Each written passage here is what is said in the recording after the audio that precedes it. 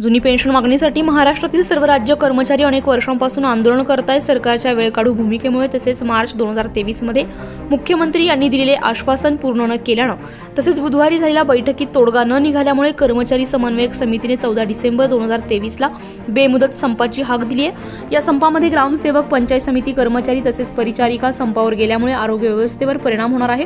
जुनी पेन्शन लागू करा आणि इतर 17 प्रलंबित मागण्यांसाठी मार्च 2023 मध्ये शिक्षकांनी संप पुकारला होता। शिक्षकांच्या सुकाणू समितीने बेमुदत सुरू केलेला संप स्थगित केला। मुख्यमंत्री यांच्या आश्वासनाला 6 महिने उलटून गेले, मात्र जुन्या पेन्शनसाठी नेमलेल्या समितीने 3 महिन्यात अहवाल देणे अपेक्षित असताना मुदतवाढ देऊन देखील अद्याप शासनाकडून अहवाल जाहीर केला नाहीये।